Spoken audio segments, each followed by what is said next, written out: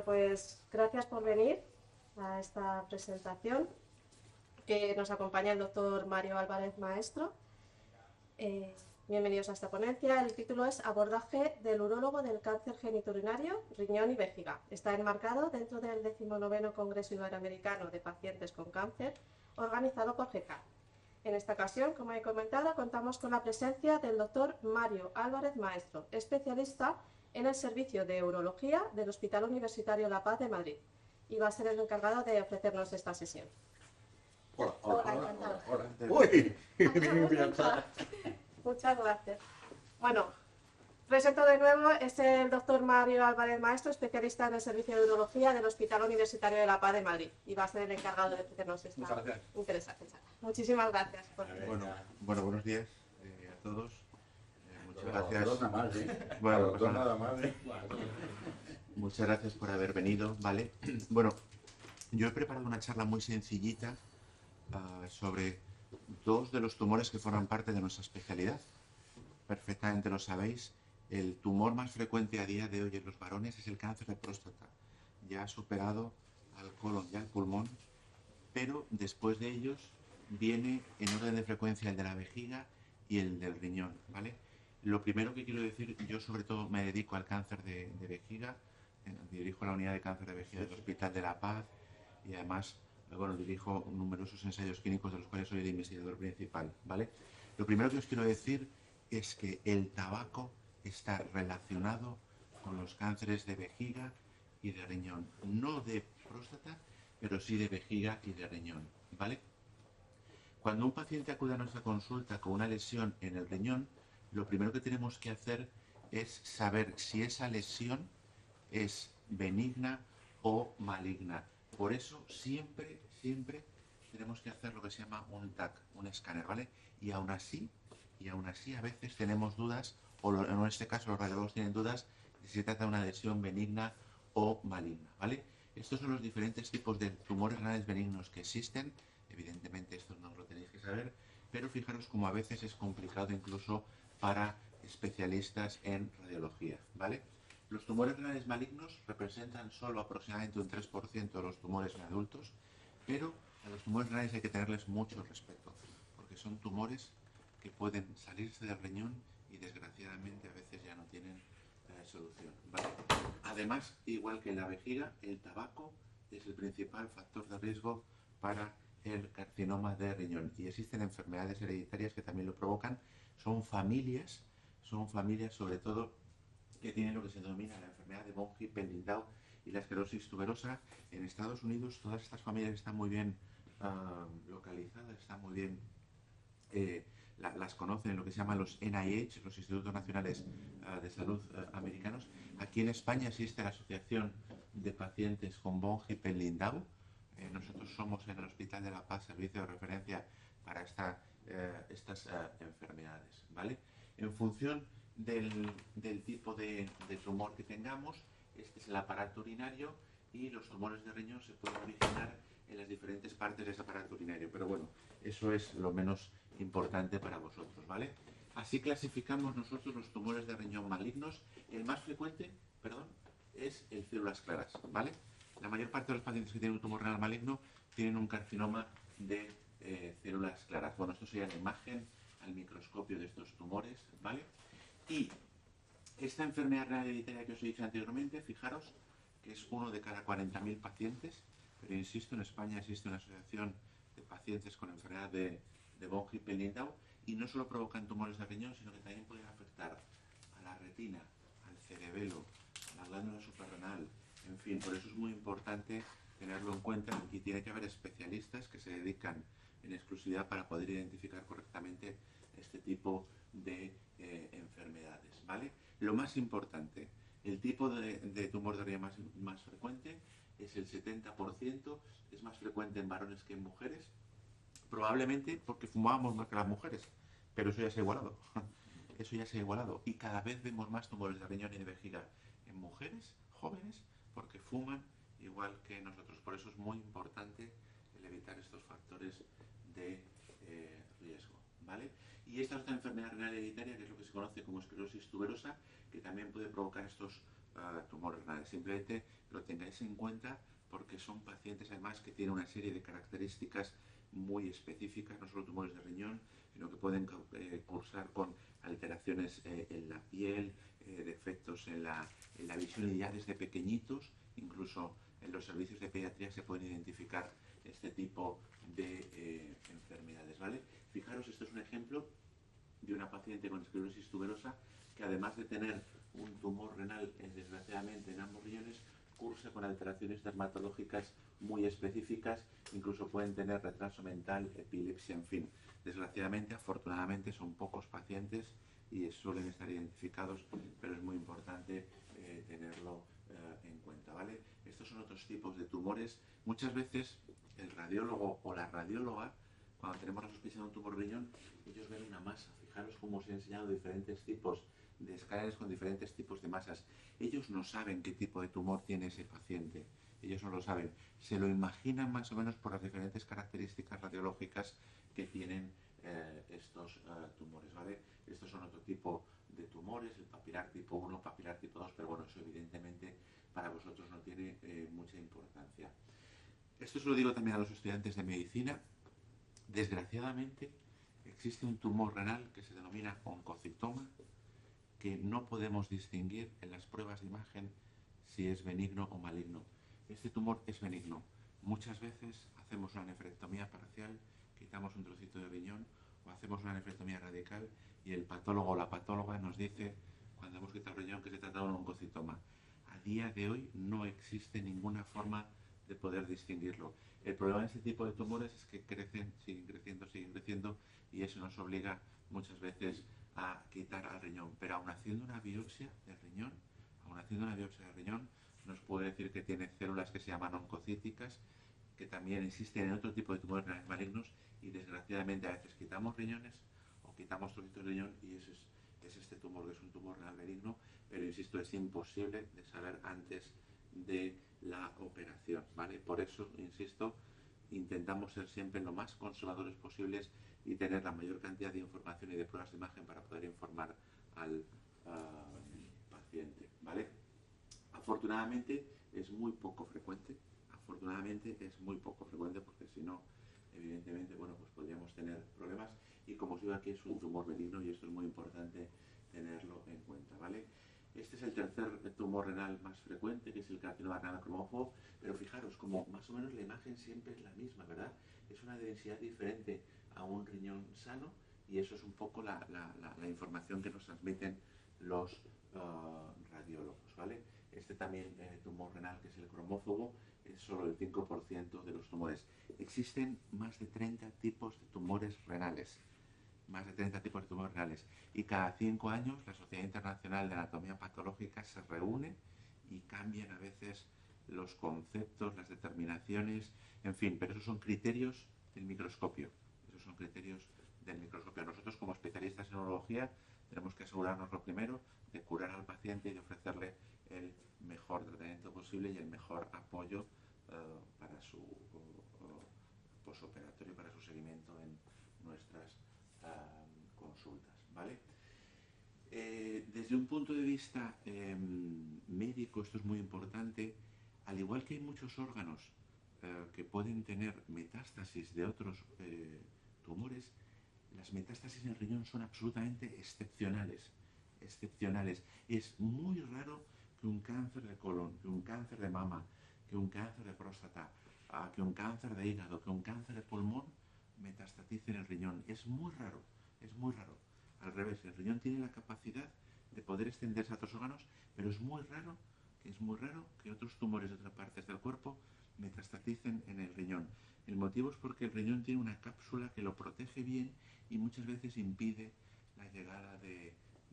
¿Y a la inversa, sí? O sea... Sí, el riñón se puede extender muy fácilmente al colon, a la mama, al hígado por vía sanguínea. Pero es raro, las metástasis renales de la mama, del pulmón, del hígado, del colon, son raras. Son muy raras. La verdad que son muy raras. Es más frecuente en lo que es la glándula suprarrenal, que es el órgano pequeñito que se encuentra junto por encima del riñón. Ahí la mama, el colon, el hígado. Nosotros hacemos muchas veces suprarrenalectomías laparoscópicas o robóticas de tumores de mama, riñón, pero curiosamente las metástasis en el riñón son muy raras, son muy raras, ¿vale? El síntoma más frecuente del cáncer de riñón no da síntomas. Nosotros decimos que es un tumor silente, es así. El de vejiga es diferente, luego lo hablaremos, el de vejiga es diferente, pero el síntoma más frecuente del cáncer de riñón a día de hoy es que no da síntomas. Muchas veces decimos que es el tumor del internista, el médico internista, porque no da síntomas. Clásicamente, y eso lo estudiamos durante la carrera de medicina en el MIR y cuando somos residentes de urología, clásicamente, perdón, teníamos esta triada, dolor lumbar, sangre en la orina y una masa palpable en el abdomen.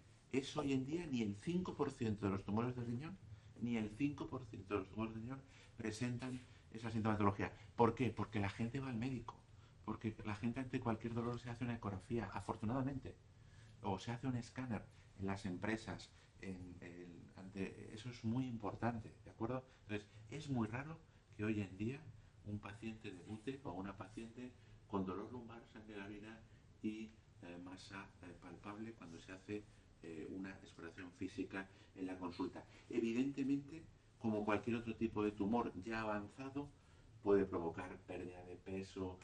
El tumor de riñón, la característica que tiene es que puede provocar cualquier tipo de sintomatología, como se puede extender al pulmón, como se puede extender al cerebro, como se puede extender a los huesos, pues puede provocar cualquier tipo de sintomatología. Pero sobre todo, recordar esto, ¿vale? Dolor lumbar, evidentemente, pero esos son tumores grandes, hematuria, sangrado en la orina, porque el tumor puede afectar la vía urinaria y una masa palpable, pero insisto, eso es raro hoy en día, ¿vale? Y además, el tumor de riñón, como cualquier otro tipo de sintomatologías, puede provocar alteraciones en los análisis de sangre, sobre todo anemia, evidentemente, anemia, ¿de acuerdo?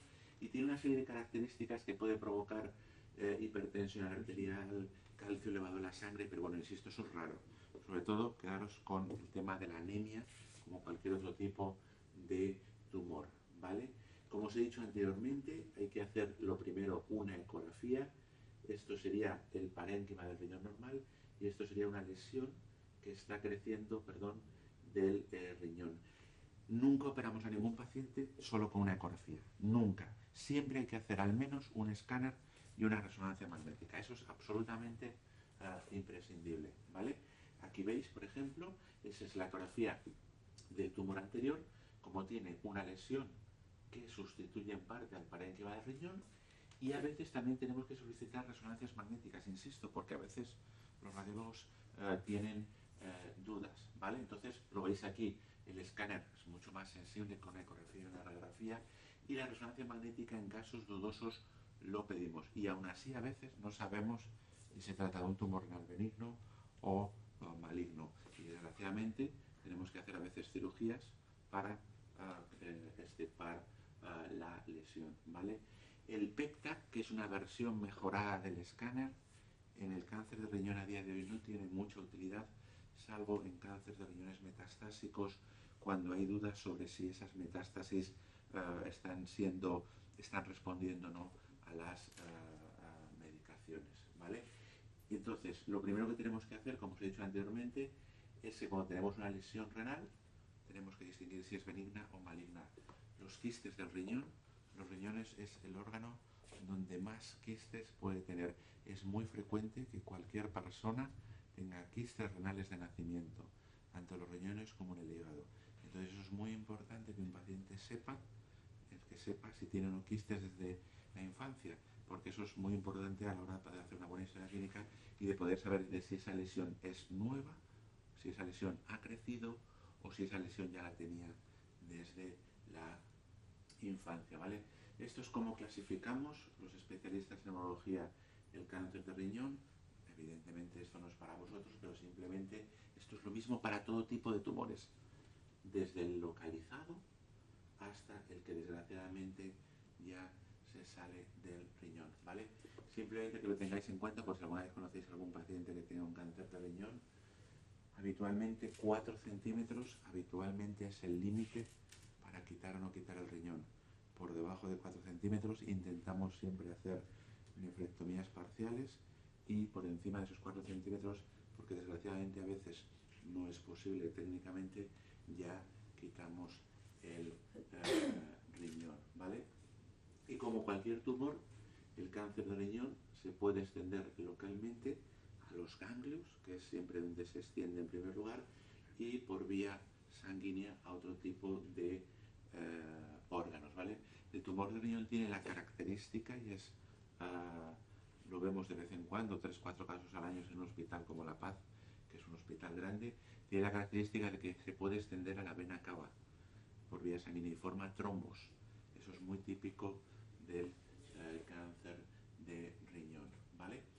Hoy en día, fijaros lo que os he dicho anteriormente, estos son los diferentes tipos de tratamientos, ¿vale? Son muy sencillitos. En pacientes mayores, pacientes con otras enfermedades, corazón, pulmones, si el tumor tiene 3 centímetros o menos, lo solemos vigilar. Se ha demostrado que no tiene capacidad con ese tamaño para poder extenderse a otros órganos. Muchas veces, insisto, hacemos lo que se llama una vigilancia activa, que es un tema que se utiliza mucho en pacientes con tumores, ¿vale? Y efectivamente y evidentemente intentamos siempre ser conservadores. Yo se lo digo a muchos pacientes jóvenes con 40 o 45 años y que tienen una pequeña lesión en el riñón y que se asustan. Yo les digo, tranquilos, hasta que no crezca es mejor tenerlo ahí, porque nunca sabemos lo que puede pasar en nuestra vida. Yo conozco una mujer a la cual quiso operarse, la operación fue mal, sangró, pues porque todo es posible, hubo que quitar el riñón, y 2 años después, en una manifestación, no es broma, le dieron un golpe y tuvo un hematoma retroperitoneal de otro riñón y no se quedó en diálisis de milagro. Por eso tenemos que intentar ser conservadores siempre que no nos quede más remedio, porque nunca sabemos lo que puede pasar. Pacientes hipertensos, diabéticos, que puede afectar al riñón, nunca sabemos lo que puede pasar en un futuro. Pero simplemente que lo sepáis, ¿vale? Que tenemos que ser conservadores, salvo que no nos quede más remedio. Y ya para terminar con el cáncer de riñón hoy en día, en fases muy avanzadas, cuando debuta con metástasis, afortunadamente en los últimos 5 o 10 años ha habido muchísimos avances con la inmunoterapia y con unos fármacos que se llaman TKIs, que son unos inhibidores de la tirosina quinasa. Simplemente que sepáis que esos fármacos están disponibles en España, ¿vale? Son fármacos caros, pero afortunadamente a través de los comités de tumores de los hospitales los podemos conseguir con un informe que lo acredite, ¿vale? Estos fármacos, como el tumor de riñón tiene la capacidad de formar muchos vasos sanguíneos, se denominan fármacos antiangiogénicos, evitan ese crecimiento tumoral, y pacientes que hace a lo mejor 15 años no tenían ningún tipo de esperanza, gracias a estos fármacos hemos conseguido cronificar,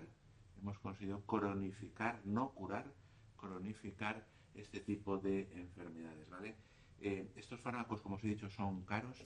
En España solo está aprobado a día de hoy la combinación de 2 fármacos que se llaman ipilimumab más nivolumab. En Europa existen otras combinaciones aprobadas, no sabemos por qué, no los ha aprobado el Ministerio de Sanidad, pero afortunadamente sí que tenemos este combo, que es el ipilimumab más nivolumab, que se utilizan en pacientes que debutan o progresan a una enfermedad metastásica, ¿vale? Estos fármacos habitualmente los maneja tanto el Servicio de Urología como el Servicio de Oncología Médica, ¿vale? A día de hoy trabajamos conjuntamente. Eso es muy importante tenerlo en cuenta, y desde las asociaciones de pacientes lo saben perfectamente, ¿vale? Existen especialistas como yo que nos dedicamos en exclusividad a los tumores oncológicos y trabajamos en conjunto con el Servicio de Oncología Médica a través de los comités de tumores, que es como mejor se ha demostrado que se trabaja para nuestros y por nuestros pacientes, ¿vale? Y bueno, esto simplemente son los diferentes tratamientos disponibles hoy en día en España. Estos son los nombres, y la mayor parte de las veces, como os he dicho anteriormente, se utilizan en combinación, son tratamientos caros, pero es lo mejor para este tipo de pacientes. Y fijaros, en el año 1992 solo teníamos 2 fármacos y desde el 2005 en adelante han ido apareciendo nuevos fármacos y en combinación, y afortunadamente gracias a la investigación que se ha hecho a los ensayos clínicos. Hay una charla en el programa de la importancia de los ensayos clínicos. Es fundamental esa charla, que los pacientes sepan que la investigación es fundamental para el progreso de las enfermedades y para que tratemos mejor a nuestros pacientes, ¿vale? Y antes de pasar al cáncer de vejiga, no sé si tenéis alguna pregunta, alguna duda. Perdón. Es que has comentado que en pacientes mayores, ancianos en un puesto, que se intenta que sea conservadora a partir de cierta medida, de menos de 3 centímetros. Vale. Y mi pregunta es, claro, con el paso del tiempo vemos que lo de las edades también se van ampliando. Claro. Esos baremos ahora mismo, o sea, un paciente anciano, ¿qué se consideraría? Bueno, muy buena pregunta. Clásicamente, cuando yo era residente hace 15 años, pacientes a partir de 75-80 años ya se consideraban muy mayores. Incluso a veces ni se les operaba, ¿no? Hoy en día, pacientes octogenarios les quitamos los niños de la vejiga. Hoy en día hay una figura muy importante dentro de los hospitales, que no existe en todos los hospitales, que son los geriatras dedicados a la oncología. En La Paz existen en este caso dos especialistas, 2 mujeres especialistas en geriatría oncológica. Yo cualquier paciente que veo con un cáncer de próstata avanzado, de vejiga avanzado o de riñón avanzado, si considero que es subsidiario, ya sea de cirugía o de cualquier tipo de estos tratamientos que son muy caros, tienen que ser valorados por un geriatra especialista en oncología. Además es súper interesante y además viene en las guías europeas de urología, lo recomiendan y hay que hacerlo. Es súper interesante porque les evalúan desde un punto de vista físico, mental, cognitivo, una serie de tablas y te dicen si el paciente es robusto. ¿Usted cuántos años tiene? 77. Él es un paciente robusto, no hay más que verlo. Entonces establecen una serie de clasificaciones: paciente robusto, paciente frágil leve, paciente frágil moderado, paciente frágil con potencial... que no solo en referencia a la edad, sino a muchas cosas, a su estado basal. Claro, y es muy interesante, les mandan ejercicios físicos, les cambian la dieta, les mandan suplementos proteicos, y yo he visto unos cambios espectaculares con vistas a cirugías que a lo mejor hace años no se planteaban, pero ese concepto, el de la geriatría oncológica, hoy en día es fundamental para tratar tumores. No hay en todos los sitios. No hay en todos los sitios. En el 12 de octubre, por ejemplo, yo tengo muy buenos amigos urologos allí, no sé por qué no hay geriatras dedicados a la oncología. Es fundamental, imprescindible, porque además es una clasificación de 9 tipos de pacientes, y cuando es un paciente que se denomina frágil irreversible, no los operamos, porque es que antes, cuando no teníamos esas clasificaciones, lo hacíamos, y es que claro, luego el paciente, pues el posoperatorio va mal, o se puede incluso se pueden morir. Entonces ese concepto hoy en día es imprescindible, ¿vale? Y vamos a pasar al cáncer de vejiga. El cáncer de vejiga es mucho más frecuente que el de riñón, pero no tan frecuente como el de próstata, ¿vale? Y el cáncer de vejiga cada vez, insisto, lo vemos en gente más joven por el tema del tabaco, ¿vale? A día de hoy es el quinto tumor más frecuente en los varones. Próstata el primero, quinto vejiga. Y hablo, por eso los urologos hoy en día, hay mucha gente que está especializando y estudiando urología, porque tenemos entre los hombres, de los 5 tumores más frecuentes, próstata, colon, pulmón, está la vejiga en el 5.º lugar. Entonces, entre los 5 tumores más frecuentes, 2 de ellos forman parte de nuestra especialidad, ¿vale? Entonces, está aumentando, el cáncer de vejiga desgraciadamente está aumentando. Es más frecuente en varones que en mujeres, como os he dicho anteriormente, como el riñón, y España es el país de Europa que más cáncer de vejiga tiene. España es el país de Europa que más cáncer de vejiga. ¿Pero es solo tema de fumar o también es tema de alcohol? No tiene nada que ver. El alcohol no tiene nada que ver ni con la próstata, ni con el riñón, ni con la vejiga, ¿vale? Es sobre todo el tabaco y fumadores pasivos. Fumar de una forma pasiva mayores también. no tiene tanto riesgo como el tabaco, pero tiene más riesgo que la población en general. Pero ha bajado un poco lo que es el número de pacientes de cáncer de vejiga. No. ¿Ha aumentado? Está aumentando, es el quinto tumor ya más frecuente. Pensaba que había bajado Gente más joven porque, encima. pensaba que había bajado porque ya el tabaco ya no está en el trabajo, en todos los sitios. No te dejan utilizar el tabaco. Ya, pero socialmente, Claro, Sí. los bares, yo los hace 20 años yo no veía tumores de vejiga en pacientes de 30 años y ahora lo A veo. mí me lo vieron por pura Y casualidad. ahora lo veo, En 30 años. y ahora lo veo. A mí me lo vieron por Claro. por un colega en Bueno, pues afortunadamente. Sí, Entonces, puede haber otros factores de riesgo. sí, por ejemplo. El haber trabajado en una peluquería por los tintes, el haber trabajado en empresas que utilizan arsénico, bueno, pero eso da igual. Son preguntas para tabaco. O sea, el tabaco, la nicotina se filtra por la vía urinaria. La nicotina se filtra por la vía urinaria, ¿vale? Ya se están empezando a ver que existen ciertos genes relacionados con el cáncer de vejiga. El cáncer de próstata hereditario, todo varón que tenga un antecedente familiar de cáncer de próstata tiene que ir al médico, al urólogo a los 45 años. En el cáncer de riñón, como os he enseñado anteriormente, existen familias que heredan una susceptibilidad a estos cánceres de riñón. En el cáncer de vejiga ya se está empezando a hablar, pero todavía es un tema que no sabemos mucho sobre los factores hereditarios del cáncer de vejiga, ¿vale? Cuando a un paciente se le diagnostica un cáncer de vejiga, y usted lo sabrá, lo primero que hay que hacer es hacer lo que se llama una resección transuretral de vejiga, ¿vale? Eso quiere decirse que te meten dentro del tubo con Eso es. que hay que pasar los canutas. Eso es. Hay que pasar los canutas. Eso es, ¿vale? El cáncer de vejiga es el tumor más agresivo que tenemos dentro de la especialidad de la urología, ¿vale? Cogido a tiempo, dentro de la vejiga, no hay ningún problema. Pero como se salga de la vejiga, el porcentaje de mortalidad es muy alto, aún que el paciente reciba quimioterapia antes de la operación, aunque le quitemos la vejiga y aunque después le demos tratamientos como nuevos con inmunoterapia, desgraciadamente puede seguir creciendo y no tener solución, ¿vale?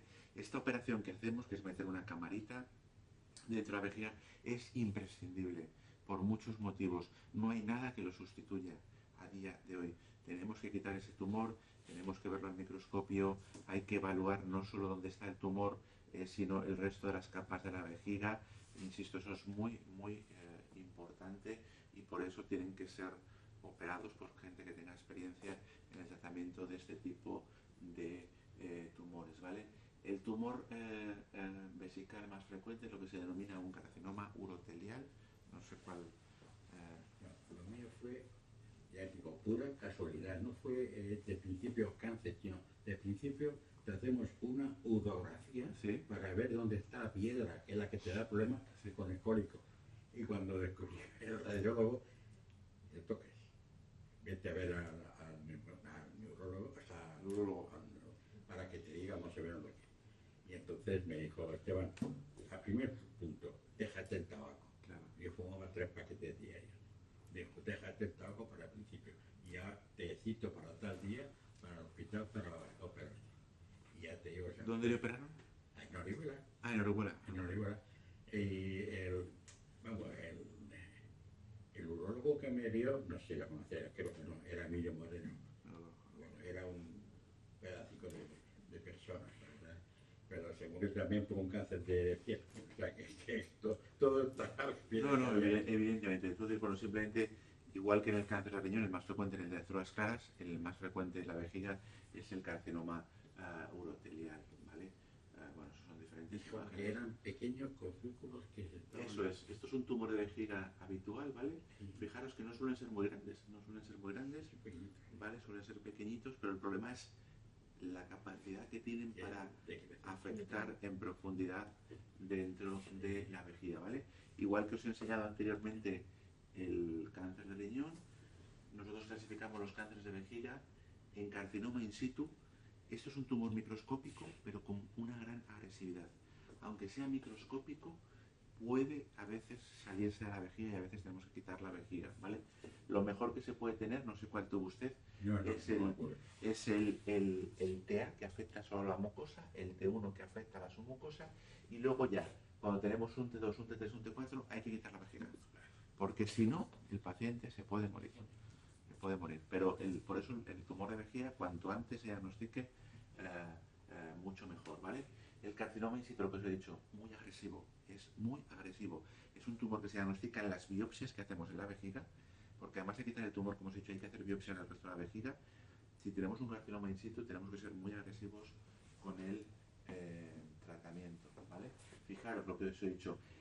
El cáncer de vejiga muy rápidamente localizado se trata con quimioterapia dentro de la vejiga, esto se lleva utilizando desde hace más de 40 años, y con BCG. ¿Sabéis lo que es la BCG? La BCG es el bacilo de Calmette-Guerin, lo que provoca la tuberculosis. Más de 40 años después,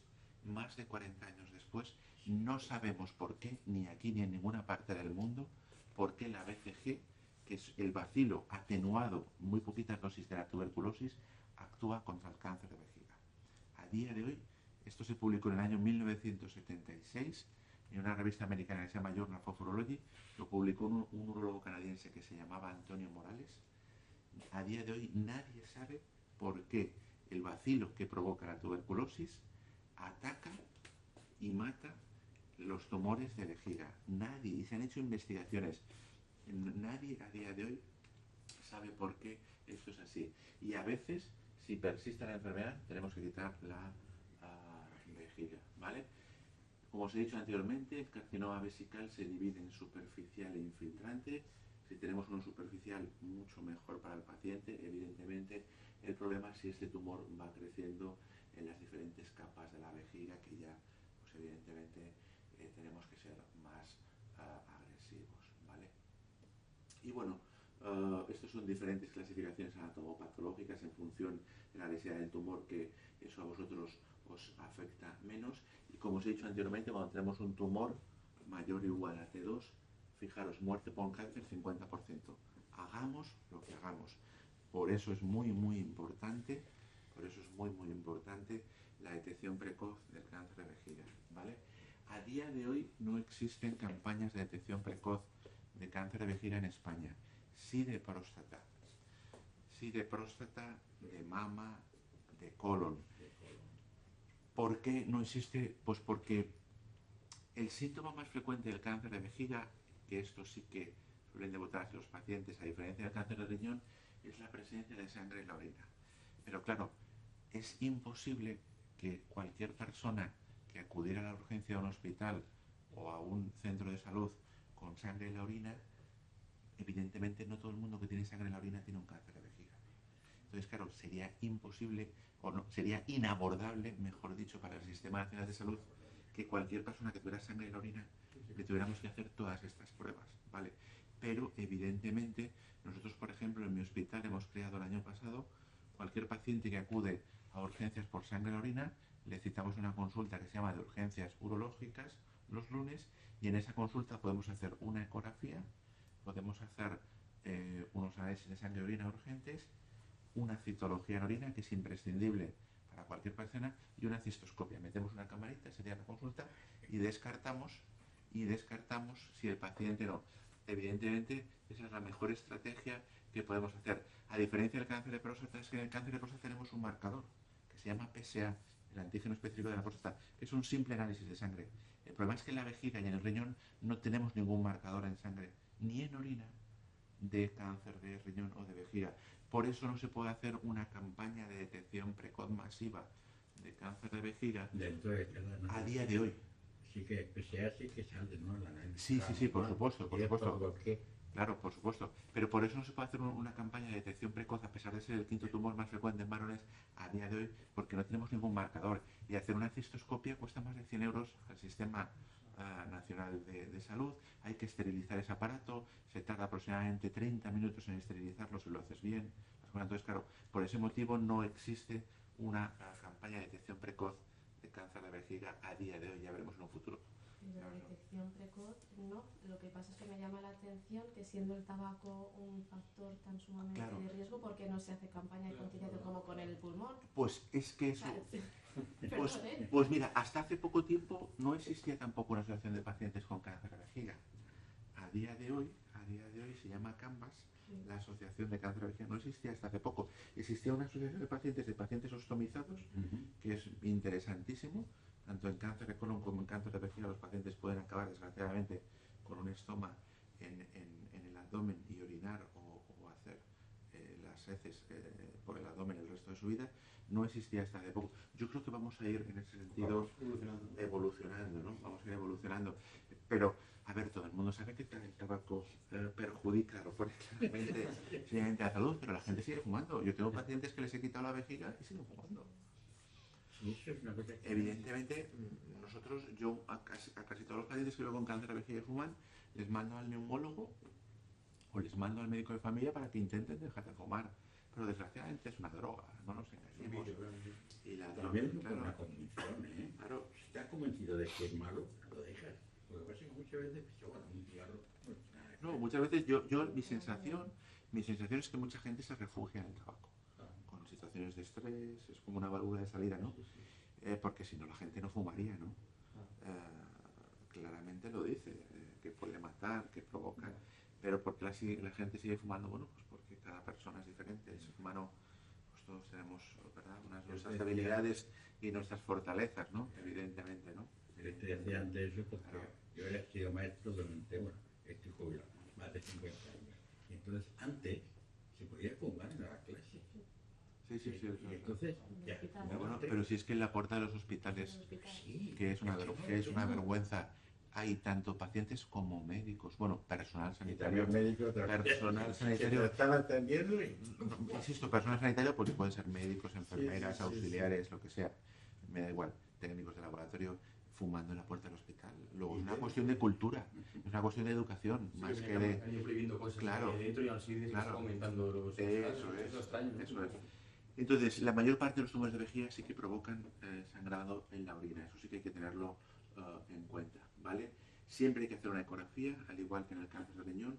Habitualmente se suelen ver masas dentro de la vejiga. Insisto, si los tumores son pequeños no se ven esas lesiones. Y igual que en otro tipo de tumores, siempre hay que hacer un escáner. Pues fijaros, estos son diferentes ejemplos de tumores dentro de la vejiga, ¿vale? Y el PECTAC a día de hoy, al igual que en el cáncer de riñón, se utiliza en el seguimiento de tumores vesicales avanzados, sobre todo para localizar o no la presencia de metástasis, ¿vale? Esto es muy importante. ¿Con qué hacemos o qué otras enfermedades del aparato urinario pueden provocar sangrado en la orina? Lo primero es muy frecuente, hipertrofia benigna de próstata. La causa más frecuente de sangrado en un varón, con el paso de los años, es que nos crece la próstata. Desgraciadamente a los hombres nos crece la próstata con el paso del tiempo. Por eso tenemos que ir muchas veces al urólogo o a la uróloga, ¿vale? Y fijaros cómo esta imagen no es la imagen de un cáncer de vejiga. Evidentemente no soy especialista en urología, pero esto es la próstata y aquí crece la vejiga. Lo siguiente, piedras en la vejiga.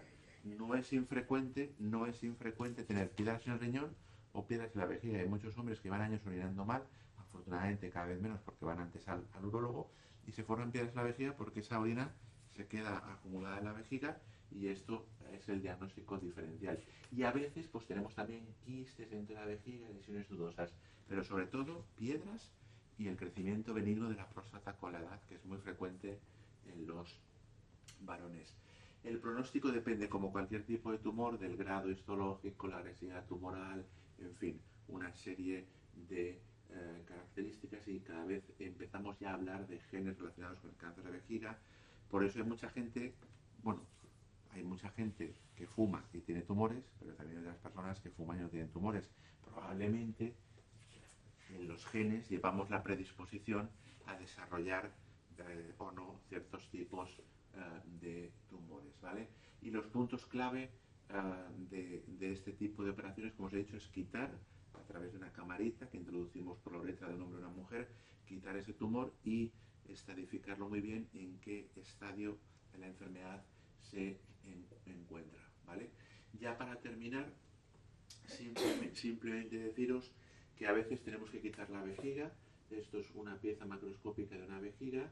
Siempre que quitamos la vejiga hay que quitar la próstata, las vesículas seminales, porque la mayor parte de los pacientes, además de tener un cáncer de vejiga, un 15-20% también tienen un cáncer de próstata. Esto es una operación compleja, ya sea por cirugía abierta, cirugía laparoscópica o cirugía robótica.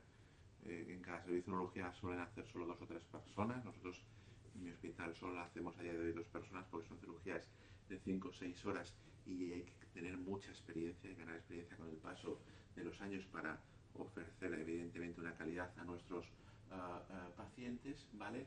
Fijaros, esto sería una imagen del robot con lo que operamos hoy en día.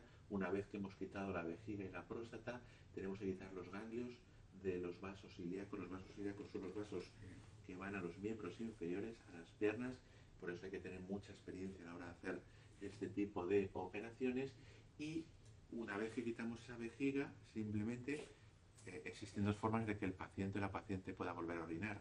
En gente mayor les dejamos una bolsita en la tripa. Eso es muy sencillito porque es unir los 2 uréteres a una asa de intestino delgado. Desde un punto de vista psicológico es lo peor para ellos, pero se pueden bañar en la piscina, pueden ir a la playa, no hay ningún problema, pero es muy sencillito el funcionamiento. Y en gente joven o con tumores poco agresivos hacemos nuevas vejigas. Esas nuevas vejigas se hacen con intestino delgado, se utilizan aproximadamente 50-60 centímetros y esa nueva vejiga la volvemos a unir a la uretra del hombre o de la mujer, ¿vale? Insisto, pero cada caso pues tiene su indicación, ¿vale? El problema de estas nuevas vejigas, yo se lo digo a todos los pacientes, es que como el intestino se mueve, por la noche todos los pacientes se les escapa el pis cuando están dormidos. Por la noche, por la mañana. Claro, por la mañana menos, pero porque eso se puede rehabilitar, pero por la noche, la incontinencia nocturna, desgraciadamente. Pero bueno, es verdad que yo entiendo que poder orinar por tu sitio anatómico natural, pues desde un punto de vista psicológico, es mucho mejor, evidentemente, que una bolsita en la tripa, que bueno, pues también muchos pacientes necesitan apoyo psicológico y es normal, ¿no? O sea, es absolutamente normal, ¿vale? Y bueno, estos son un poco los diferentes tipos de tratamientos que tenemos hoy en día. Cada vez hacemos más tratamientos de preservación vesical, porque quitar una vejiga es una cirugía compleja que tiene sus complicaciones. Estos tratamientos de preservación vesical se basan en la combinación de radioterapia y quimioterapia, pero el problema es que no todos los pacientes pueden recibir quimioterapia. Entonces, hoy en día, desde hace 5 años, hemos progresado muchísimo, tanto los tumores de vejiga avanzados como localizados, con la utilización de la inmunoterapia. En este caso, los urólogos hemos sido los investigadores principales de los ensayos clínicos con inmunoterapia intravesical y con inmunoterapia sistémica, y probablemente en un futuro vamos a quitar muchas menos vejigas, afortunadamente para los pacientes en cualquier estadio de la enfermedad, ¿vale? Y ya para terminar, estas son las últimas 2 diapositivas. Además de los tumores de vejiga y de los tumores de riñón, tenemos los tumores de la vía urinaria superior. ¿Qué es la vía urinaria superior? Los cálices del riñón y la pelvis, donde se forma la orina, y los uréteres. Estos tumores son menos frecuentes, son mucho menos frecuentes, pero también están relacionados con el tabaco y son muy, muy agresivos, por un motivo muy simple. Cuando un paciente tiene un tumor en un uréter, a diferencia de la vejiga, que tiene un grosor importante, el uréter es un órgano muy finito.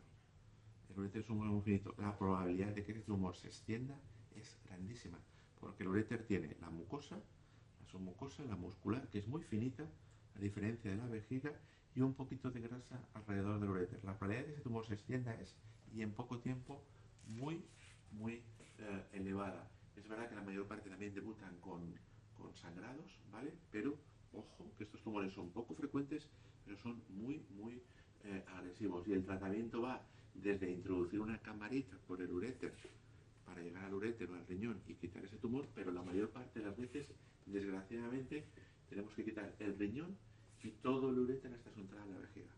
Y todo el uréter hasta su entrada en la vejiga. Bueno, nada más. Muchas gracias. Gracias, Mario. Y de verdad que un placer el haber estado aquí hoy con vosotros, ¿vale? y espero que, sobre todo, la concienciación de que... La verdad que yo estoy enfrente de una asociación de Más Vida, pero solamente he oído los que es un cáncer de vejiga, que el mío, y otro que tuvo mi primera novia, y murió. Murió después de un tiempo, murió. Pero no sé, yo cáncer de vejiga no es que muy... No es nada, no es conocido. No es conocido. Yo creo que se subestima. Yo todavía, estamos en el año 2024 en un país como España, ¿no? Yo todavía me encuentro gente que, doctor, yo no sabía que el tabaco provoca cáncer de vejiga. Sí de pulmón, sí de garganta, sí de tal, pero yo no sabía, ¿no? Tú lo has dicho perfectamente, ¿no? Quizás probablemente debemos invertir, y sobre todo a través de las asociaciones de pacientes, que es absolutamente imprescindible en la prevención, ¿no? Los tumores, muchos se pueden prevenir, ¿no? Muchos, ¿no? Desgraciadamente otros no. Y si te toca, te ha tocado por genética, ¿no? Pero debemos prevenir y debemos hacer conciencia. Pero insisto, yo veo muchísima gente fumando joven, muchísima. Y no es que no tengan una educación.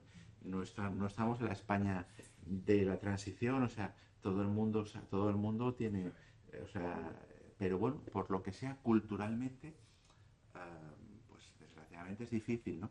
Es difícil de evitar Sí, la publicidad que se dan al trabajo, no lo entiendo. Como luego se quejan de que, claro, se le ponen impuestos más grandes a toda esta gente, a todo esto. Claro. Pero bueno. ¿Contáis en vuestro servicio con psicólogos? Yo voy hacia lo mío. O sea, lo digo por el tema de deshabituación tabáquica, sí, ostomía, yo les mando neumología, les mando a médico de atención primaria, pero aún así muchos no hacen el caso, más los hombres que las mujeres. Los hombres somos como somos y pensamos que nunca nos va a pasar nada. Es así. Al geriatra es fundamental, y yo cuando veo a una persona que lo necesita, sin duda le mando a un especialista de psicología oncológica, porque creo que es la mejor forma de abordar la enfermedad. El apoyo familiar es muy importante, pero muchas veces cuando tienes una persona a tu lado siempre te acostumbras a ella y a lo mejor no le haces tanto caso como a una persona a la que la ves como un profesional dedicado a ella, ¿no? Es muy importante, ¿no? Y nuestros pacientes, cuando se van de alta con un estoma, todos van, en este caso a la enfermera, porque son dos enfermeras especializadas en ostomías, pero además que saben muchísimo y les dan unos consejos y les dedican probablemente más tiempo del que nosotros les podemos dedicar en nuestra consulta, ¿no?